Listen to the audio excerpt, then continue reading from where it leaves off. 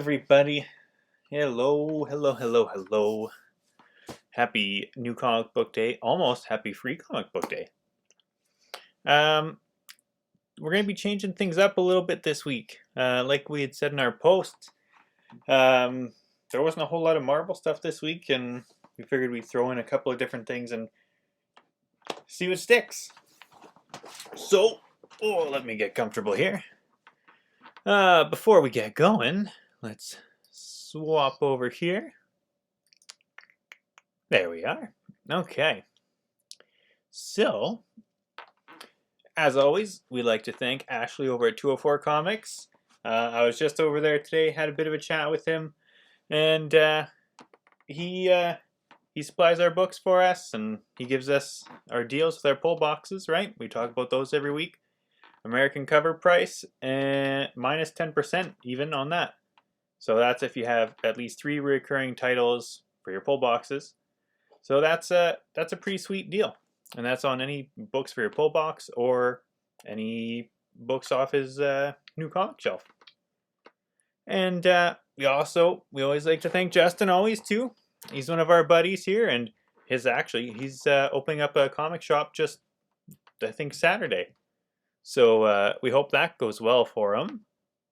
And let's see what we've got here. Aha! We've got this. We have our House of Slaughters. Got cover A, B, C, and D there. A is the purple one. So what we've got going on right now is we have covers A for $6, or a set of 4. So you get covers A, B, C, and D for $24. Those are up on our site right now and on the Facebook page. Let's see. I think that's about it for right now, actually. So let's get on with the show. We've got some stuff to go over.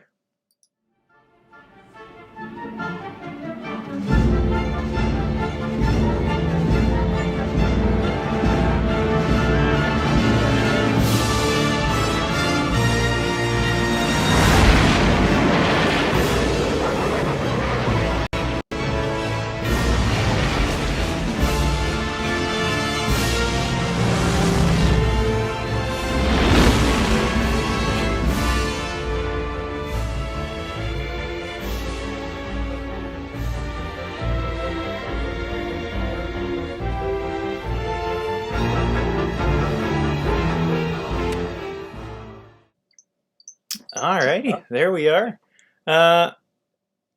Looks like there's been some renovations since we last saw you. Yeah, this time I'm in the 89 version of the Batcave with the release of Batman 89 coming out this week. I figure I would travel back to my one of my favorite movies, Batman from 89. Yeah, it's a wicked movie actually, and it's nice to see that in the movies anyway that he's going to be coming back. Nice to see a nice little semi-tie-in maybe with Batman 89, our first book on the list. I'll let you start with this one because I know you were looking forward to it a lot. Yeah, I was. It's the first issue of 6 from DC, and the writer is Sam Hamm, and art by Joe Quinones. And the guy writing is the same guy who wrote the screenplays for the Batman and Batman Returns movies. So you can definitely see the continuance of the line of thought here. It's almost as if this would be like a Batman 3 movie, but a few years later, though. He's a little older, and they introduce what looks like maybe could be a Robin character in that. I really like the art in it.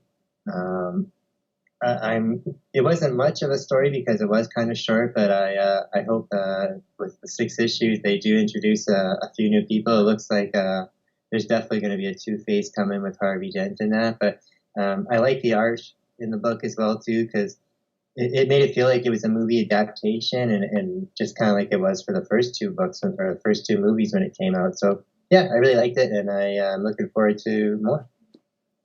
Yeah, I thought the same thing. I thought the artwork was almost a mix between the actual Burton movies and the adaptations when they came out back in the 80s to the 90s Batman series, the cartoon series, and it seemed like a pretty good mix, even some of the suit design. Um, yeah, and like you're saying, like they're leading up to Two-Face, which is what Burton had planned for his version of Batman 3. So it looks good. One thing I'll say, and you brought it up too, is it feels a bit short. It's supposed to be a 6-issue series, but I kind of wish it was double-sized issues with only 3 full issues, rather than the way it is at 6. It felt really short. I kind of wish it would go on a bit longer. But Yeah, that's credit to the writer for doing such a good job. yeah, and about a quarter to a third of the issue, I figure, is just ads for the upcoming Superman 78, which is the same kind of thing, but no, in the Superman style. So Yeah, and that's supposed to be I focusing like on the ads, Brainiac. the concept arts, but it was a little too much of it. Hmm. Yeah, and then you'd brought up Robin there, and I'm wondering if it's going to be the Marlon Wayans Robin, like who was originally cast. Right. We'll see. And yeah, sort of sticking on Batman. One of his most trusted allies, Alfred, got his own book this week. Sort of a Man from Uncle 007 kind of vibe. Yeah, I agree. Apparently, it's based on some characters from a Pennyworth TV show, but I've never heard or seen of that. But it's written by Scott Bryan Wilson, and you got Juan Guedin on art. And this is the first of 7, and this almost could have been a Black Label title, I thought. But then not everything can be Black Label nowadays. But it's definitely, I like this book. It has, like I said, a spy film or a noir feel to it, but the artwork isn't just dark colors. It has, like, bright colors in that too. It's a good spy book. It's mostly with Alfred. Starts off as older Alfred, but it's flashing back to a story that it shows him, and it looks like it seems like the spy love of his life, and the story's just going on from there, and somehow it has now involved him in like his current old Alfred form. So yeah, I'm very happy and to see where the other 6 issues go. I really like the artwork. It makes you feel like you're reading like a spy novel, but yeah, more of a Man from Uncle type of feel. Yeah, and I'm the same. This is one of my top books for the whole week. I was really enjoying it, reading it. It could have been any spy book. I think just the fact that it's Alfred and you get the odd hint towards Gotham or anyone else in the Batman mythos is a nice little treat, but it stands pretty well on its own. And like you also said, the artwork was really good too. Yeah, like I know when you had read it, you'd mentioned you thought it was besides being like called Pennyworth or having the couple references to the DC universe, it could have been just an indie spy book, and it Yeah. would have been good. Yeah, I was good. That was a good surprise, that one. And then another one, I guess, harkening back to your roots again, is He-Man. Well, not He-Man, but Masters of the Universe Revelations. Right, issue 2. Issue number 2. Yeah. Since number 2, or since number 1 rather, I've watched the actual series on Netflix, and I quite enjoyed it. I feel like they did a good job with it, and I know that's kind of hit and miss depending who you talk to. But the first issue I liked. I thought it was good. This issue, it's good. It's fine. But they kind of retconned Skeletor a bit. He's maybe from a dimension of all skeleton people rather than being Keldor like a warlord.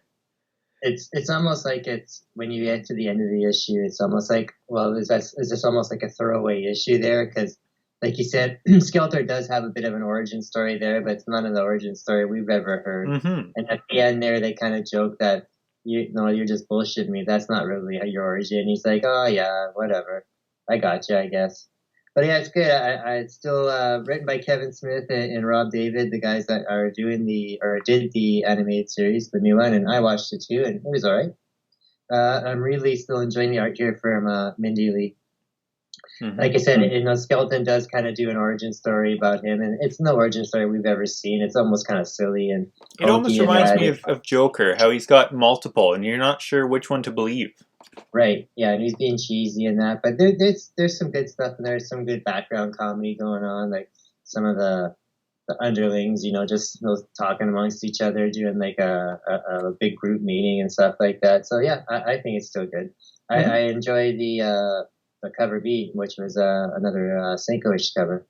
Yeah, that was a really good cover. I've got cover A up on here, but that cover Mm. B was really good. Sankovic is doing actually quite a few lately that are really good home runs. Yeah, we got another one later in the show, actually. Let's see. Next up, we have one of my favorite books from the week. Also, maybe my number one, The Unbelievable Unteens. This one, at your first glance, it seems like an exact copy of Umbrella Academy, and it kind of is. It For the way they set it up, it's kind of just Umbrella Academy, but it's not bad. I think it's going to go in a different enough direction where it'll be quite enjoyable. And it's a spin-off from the Black Hammer universe, right? So those Yep. books have all been pretty good as well. And solid writing. And this one too, solid writing, solid artwork. Like just this cover A is really, really eerie. And I enjoyed it. I'll pick up more for sure. I wasn't really expecting this at all. I thought it was going to be something totally different, but that's why you never judge a comic book by its cover.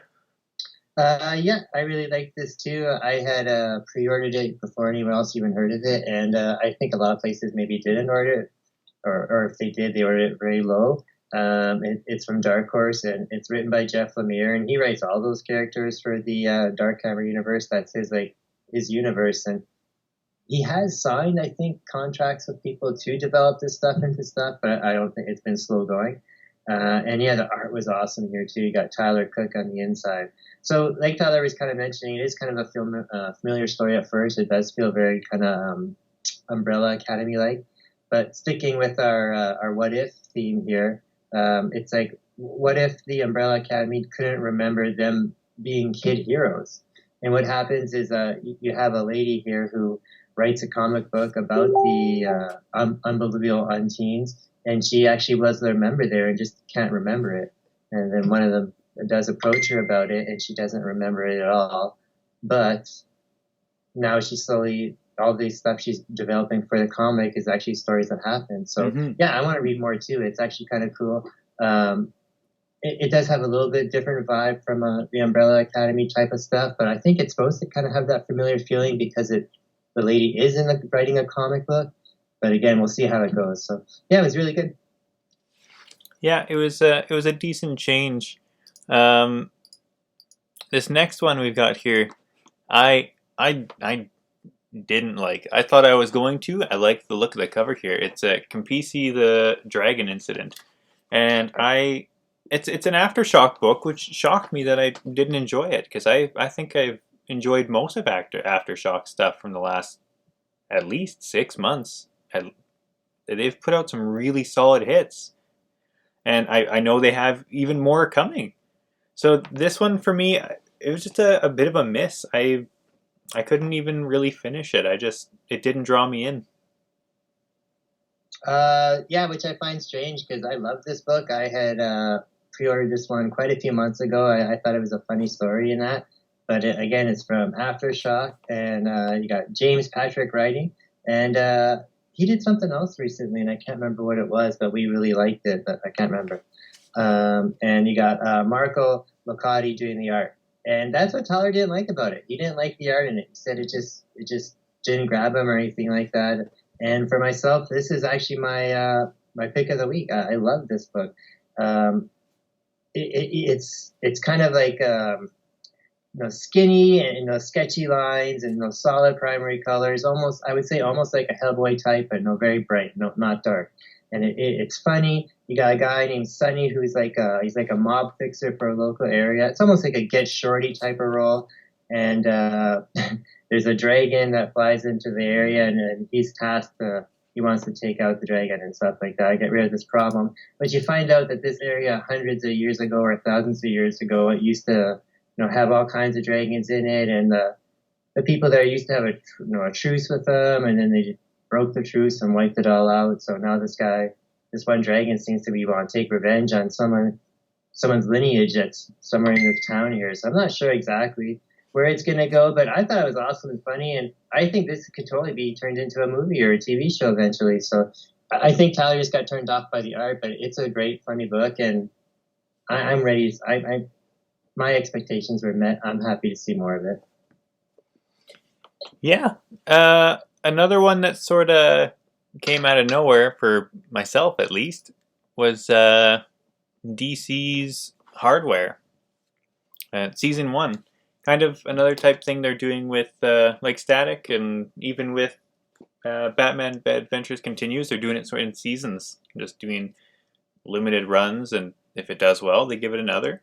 And this one, it looks to be going in an alright spot. It's got some wicked covers. It's got some really wicked covers. This one here is cover A.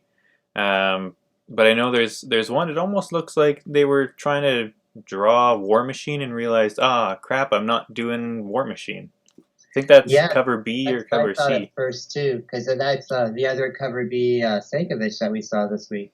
And when it was pointed out to us from Ashley and that, because I wasn't going to do this one because I so disliked the Static reboot a few weeks ago, and I thought it would be the same thing, right? But it wasn't. Cover B is awesome. It's Sankovic, and Sankovic does the coloring inside. And when do you see a book get colored by him ever? So I thought that must have been a pretty big deal. So I did read it, and yeah, it's great. You got Brandon Thomas writing, and you got Dennis Cowan doing pencils, and like you said, you got inks by Bill Sienkiewicz, and that in itself is pretty amazing because he's like one of the most, I think, if not underrated, but not celebrated enough artists for all time. I forgot this book actually when I started reading it. It's like, I think I don't know what's going on, but I can't really figure it out. And I forgot that it actually picks up after that. They had that one shot back in May that kind of had like a little intro story for all the milestone characters. So Static did the same thing too, but there was a closer gap between the one spot and now, so it didn't seem like such a, I didn't forget it. But yeah, it's great.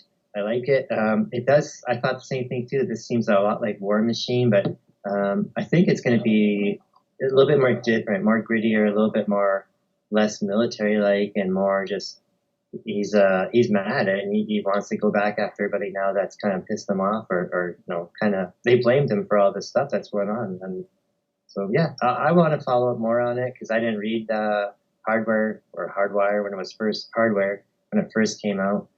So I'll definitely check it out again, mostly because of the art in that. We'll see if the story kind of ends up being like Static, where it just seems like another rehash of another Marvel character that's updated for DC. But I want to see more because of the art, that's for sure. Yeah. It was a surprise. It was a nice surprise. Another one that surprised we with art was our next book here, Resilient. This one I wasn't even going to take a look at, and you said no, you got to try this one, and it's an interesting book. I don't know what else to say beyond that. It's sort of telling the backstory of what the story's actually going to be. It starts, the first page says present da da da da da, and then right after that it said in the past, and it's sort of retelling how that character got to where they are. It's an interesting story so far. What catches me the most is the artwork. I think it's really, really nice artwork. Yeah, it's one of those ones. It's a Resilient one from Absolute Comics Group, and that's a book or a group of comics that most people don't order because it's mostly like mature and sexy stuff like that. But yeah. I mean, I wanted to check it out because it had a cool cover and it was a new one, and Ashley said check it out. So it is written by George McHale and art by Vince L. Tabanis. And Tyler's right, the art in here is kind of cool. It's super clean, realistic, very human looking people and stuff like that. But I'm sure you must do it digitally. Like that must be computerly done. I don't think that's hand drawn at all. But it's not for kids. It's definitely R rated. But I like the story. Like Tyler said, it starts off. There's a lady that looks. She has two cybernetic arms, and I don't know, she's a spy or something like that. But then she gets into a fight and she gets knocked out, and the guy rips off her arms and takes them. And then they said it flashes back to her beginning, and it looks like her and her looks like her boyfriend were, out trying to do stuff to better the world, and they were clearing mines somewhere, and Yeah. she ended up getting her arms blown off, and that's where it kind of ends right there. So we end up seeing that, they're nice people or whatever, and she ends up getting her arms blown off from a landmine. They're clearing mines somewhere, and that's where it ends. So obviously she gets these cybernetic arms, but there's going to be more to the story. So yeah, I want to check that out because it was really quite cool. And even the cover art's awesome on here, and yeah, like I said, being an absolute book, it's super short. It's like 10 or 12 pages. Yeah. But the art's awesome. It's very mature, and I will check it out again. But again, it's one of those books that most people won't pick up just because it's more of a mature adult themed book. Mm-hmm. Yeah. But totally in the opposite direction is something meant for all ages is IDW, Star Wars High Republic Adventures, but it's not a continuation of the other ones. It's actually a spin-off title, or even not even a spin-off. It's a completely new title called Right. the Monster of Temple Peak. Right, and I thought it was a one-shot, and then we find out it's not. Yeah, you and I thought it was a one-shot, and we both, by the time we got into the end of it, we couldn't figure out how this was a one-shot or if it was going to tie into something else. And after a little bit of research, because we actually had to look into it, there is a second. They're calling them issues, not chapters, not issues. And that comes out in September.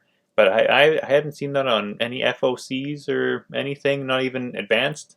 So I wonder if that's just something they decided a little bit later on. I don't know. But overall, I'm liking the story so far. It's got a new character. The one, not the one that looks like a green rabbit there. Well, they're new as well, but the new character has got their purple saber there called what was it? Tylera, something like that. No, the new character's name is Ty Yoker. Ty Yoker, okay. Yeah. What book was I reading that it was Tylera? I'm not sure. Doesn't matter. Yeah, so this one again, it's not your main Disney line, or sorry, your main Star Wars line from Marvel. It's the IDW one, which I like better than the other one. The other one's good too, but I like the High Republic Adventures better. You got this is kind of funny. You got Carvin Scott writing, and then you got Rachel Stott doing the art. So you got the Scott and Stott theme there going. And yeah, so the new character is Ty Yorker, and she is it's almost like if someone took a Star Wars story and mixed it with The Witcher. Mm-hmm. That's what I kind of thought too, and I liked it. Nice, super clean art. But yeah, the one character, that Ty Yorker, she's a former, I don't know if she's actually a former Jedi, if she made it that far, but she's definitely was in training to be one. And she now it is almost like an seems assassin. like her path split before she fully became a Jedi. Yeah, exactly. And then nowadays she's like a monster hunter, like the character Geralt from The Witcher. So yeah, it's kind of neat to see what happens there. I hope. I really liked it. I was quite surprised, and apparently now it's. We had one of our viewers reach out even before the show started, asking if we had extra copies because he can't find it anywhere. And I've checked a few places too. It seems to be sold out everywhere. So yeah, I think a lot of people didn't order this thinking it was going to be like another one of those kiddie adventure Disney IDW books, and I think a lot of people are scrambling for it now because it's actually really a cool character and a good story. Yeah, I was surprised to hear that it was selling out so many places because Star Wars is one of those things that you very rarely hear is ever under ordered. Even if it's one of the IDW titles, that it shocked me. Yeah, I'm glad I was able to pick it up. So yeah, and next up is where we take a bit of a detour from our regular show. Because there wasn't really anything Marvel we wanted to cover this week, we decided time-wise, it coincided really well with What If releasing today. We won't go super spoilery. There's obviously some people haven't seen it yet, but this week they focused on Peggy Carter. What if she had become the super soldier? And the actual title is What If Captain Carter was the first Avenger? And with this one being a first impression of the series as a whole, it bodes well.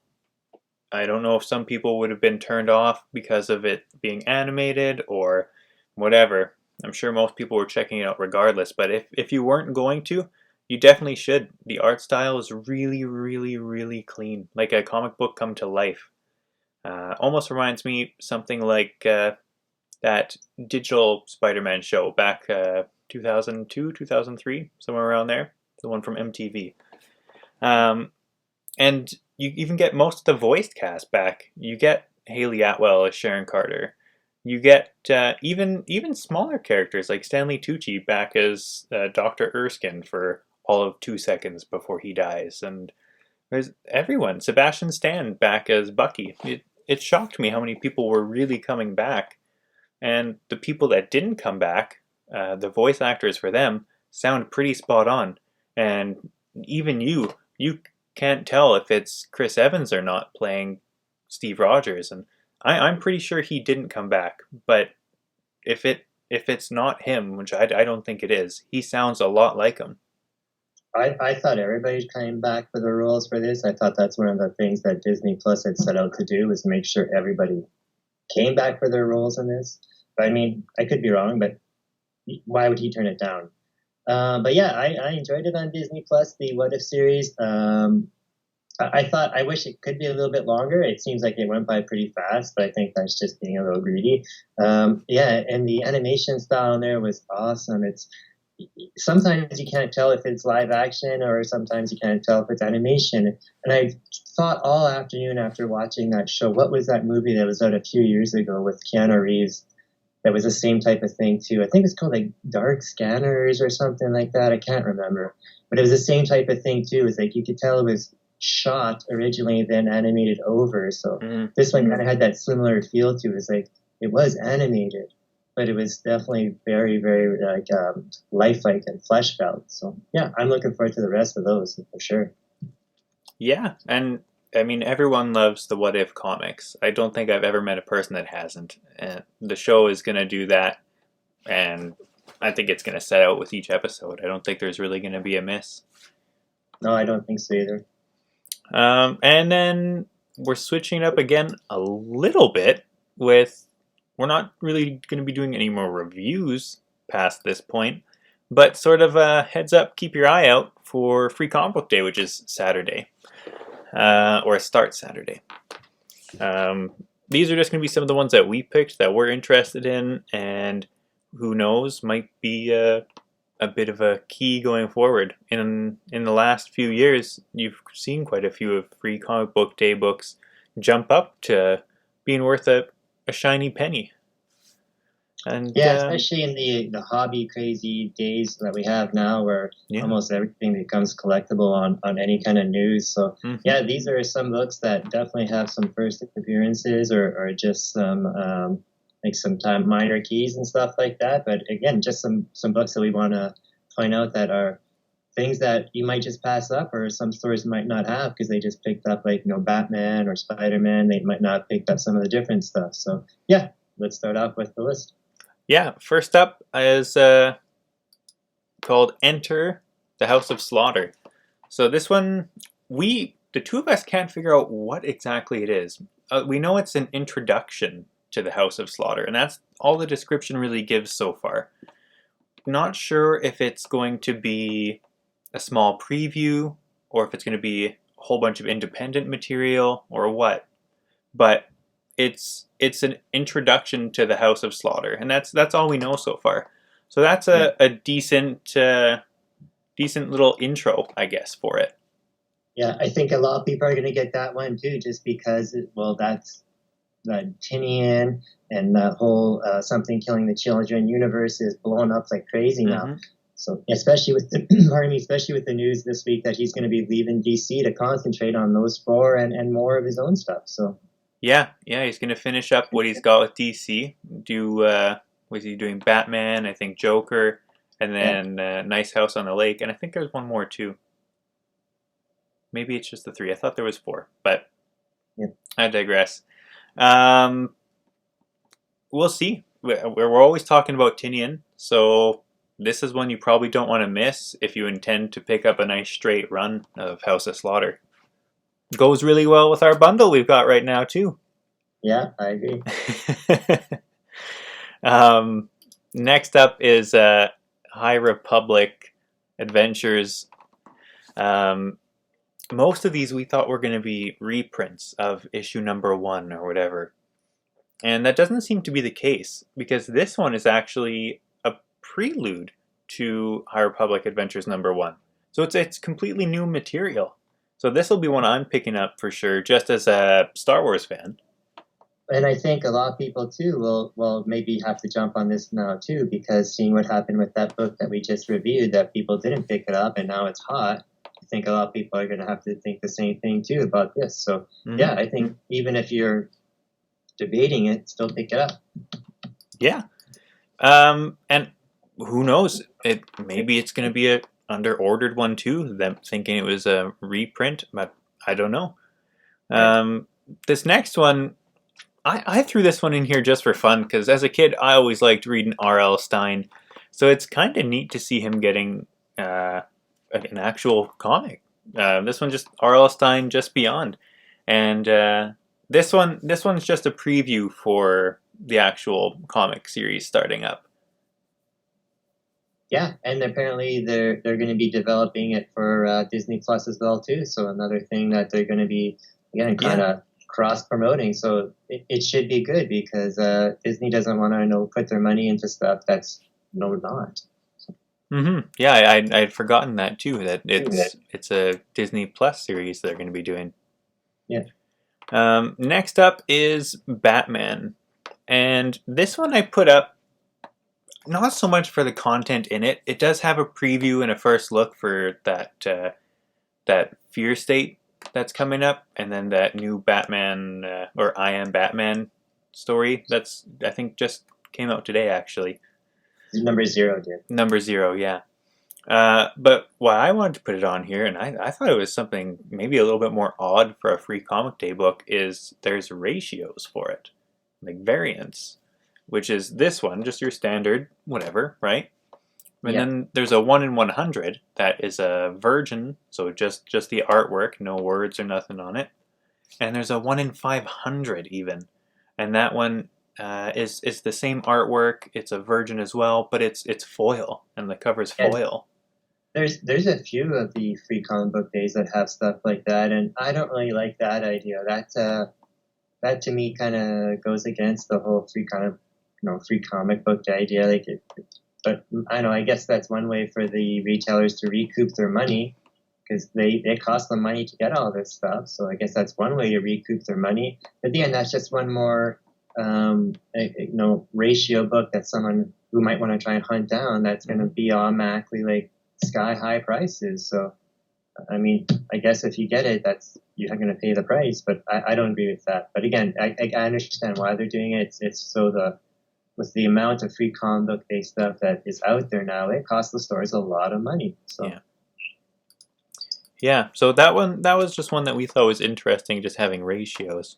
The next one is just one for fun. One for fun, right? Is the Smurfs. Man, that's not just for fun. The Smurfs are awesome. And that's true. And before I'd even really looked at it too much, I'd seen this and thought, I haven't seen the Smurfs anything in years. And this cover is sweet. It's the nice classic Smurfs art. But what I didn't realize right away is it's actually a reintroduction to Smurfs in comics, but in general as well. It's getting a reboot, I guess, or it's going to have a brand new show on Nickelodeon. Yeah. Yeah, I was at the perfect age for Smurfs when it came out the first time. I think I was probably like between 8 and 10 years old, so I was a huge Smurfs fan. I actually have all three of the first Smurf comics actually slabs, so that's pretty awesome too. In Canadian, even better. But yes, I'm looking forward to this. I've been waiting for Smurf stuff to come back for years. I've been surprised it's taken this long, to be honest. I hope it goes well. I don't want it to be just kind of cheap and die out right away. And it was kind of a cash grab like some other stuff I've seen. But yeah, I hope it goes well. Yeah, because the only thing Smurfs you've really seen in the last, I'll say a few years, but it's been even longer, maybe even 10, Was was those those couple of Smurfs movies. And I don't know if don't they even really did that well. I don't see any more, so I can't imagine they did that well. yeah, I don't count that. Um, Next up, we've got Red Room. And this is a super popular series right now. I know everyone was going crazy for the first issues and the ratios for all those. This one, I'm sure, is a regularly ordered one from retailers and your local shops. But what you might not realize is it's not just a reprint of issue number one, which would make sense. It's a brand new book. You want to get it out there, put a preview or a small amount. It's actually a whole new, exclusive, brand new material just for this book. And I can't believe that they're doing for such a new story. Like, it literally just came out, right? And it's a Yeah, brand new issue three entire was just story. oh. Yeah, and you said it's like over 30 pages, right, of new material or something. Yeah, I So think it was 32 pages or something of, yeah, whole brand new stuff. so again, so somebody's got to pay for that. So that's why that's one of the books I think there's a ratio for. So and yeah, that's one of the books that even just normally has the ratios are going crazy. Like that one right now, which is the turtle homage, is going for over $100. So Yeah, that is a sweet cover, that one. yeah, But yeah, this one's going to be no different than High Republic or House of Slaughter. If you're looking to get like a nice straight run, this is one you're going to have to get. It's going to complete that run a little bit, right? yeah, and I'm just again for people who don't maybe know what this is and they're looking to try it out for the first time because it is free comic book a day. This one is strictly just for adults and not even most adults. It's super gory. It's Yeah. supposed to make you feel like uncomfortable and stuff like that. Do not show kids. It's about the black web, the dark web, and people having like murder rooms on there and videotaping and that. So yeah, just a heads up. Yeah. Maybe we should have put Smurfs after that to lighten the mood. Yeah, true. Next up is Spiderman and Venom, and I don't think there's anything too special about this one. Just at a glance, it's got a preview of the current Venom series that's going on, and Flash Thompson looks like he's going back into space as Venom and or Agent Venom rather. Yeah, Um, Agent. and it says it's also got just an original Spider-Man and Venom story in there too. So that's nice that you get some new material along with the preview. It's the new Venom though. It's the Dylan Brock Venom. Right, yeah, it's his son. That's right. He Yeah, became so Venom just a few issues back now. right. And then I don't know. I think it's in September or October as well too. That's when that whole Venom number one starts up, which is again Venom with Dylan Brock. So Yeah. yeah, Yeah, and this one, I just have to point out too, the cover is really sweet. I yeah. really like the Thank you cover for for that. this one. It's a nice. If it were on an actual comic, I think it would be a pretty classic Spider-Man cover. Yeah, I agree. And next up, actually these last two were solely your choice. I had just passed over them without even a glance. The first one here is Tales of a Grown-Up Nothing.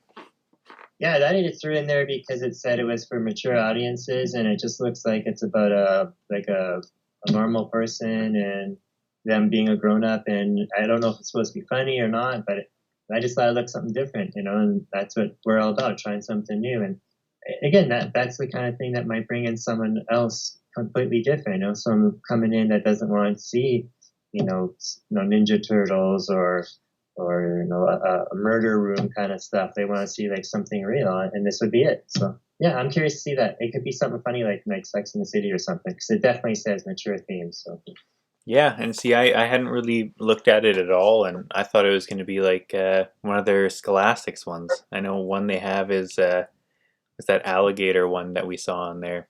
yeah. Well, I think the artwork kind of throws you off until you see it. So Totally. it is sure, yeah. Yeah. And then this last one, I did look at a little bit once you mentioned it, and I think it's a genuinely interesting concept. It's called The Unfinished Corner. You can start off on that one because I know you liked it. Yeah. So, like, I genuinely like the idea of this one, and it's not something I don't think you ever really see other than a throwaway. Is the character in this is Jewish, and the book itself is like a Jewish mythology almost, and it almost seems like I said, a throwaway to say a character is Jewish and that's that. But this one's focusing on the whole thing, and I guess in the Jewish creation stories that when God created the earth, he left one unfinished corner. And this is kind of exploring what that exactly is. Yeah, it seems like that's like where all the monsters and stuff and that lives. So yeah, I'm kind of curious too. It's coming from Scout, so I don't know if this will be an actual like intro story part of it or just the preview or what. But yeah, I'm curious to see that because I'm just curious to see the whole comic itself when it comes out. So yeah, I'm really interested in that one too. Yeah, I that was one that I never even would have thought of in a million years to look at, but I like mythology, right? And I like sort of religion studies sort of stuff. So that's a neat idea. What was the name on that one again? The Unfinished Corner. That's right. Yeah. Awesome. Yeah, and that's all we've got for our sort of mishmash of stuff this week. Let us know how you liked that, because it was a nice change for me. I didn't have to sit there and toy around with things forever. I got to actually have some fun and watch a bit of TV. Yeah, I don't mind reviewing some of the newer shows and stuff too, if it doesn't take away too much from our main show guideline. But like Tyler said, it was a bit of a shorter week, and there was some other stuff we wanted to cover that was comic related. So yeah, so maybe depending, we'll do that What If weekly and try not to spoil too much as it goes on, because I'm looking forward to those, and I don't mind talking about them really. Sure, sounds good. But that's our show for this week. It's yeah, like you said, it was a bit of a shorter week for comics, but this time we found some stuff to fill it with, and yeah, we'll see you all next week.